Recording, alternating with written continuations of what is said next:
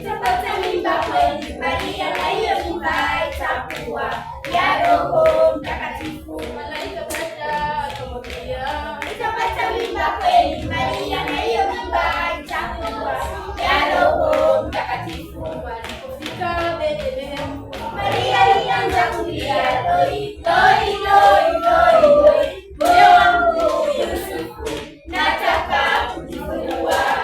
Fika Bethlehemu, Maria alianza kulia, loi loi loi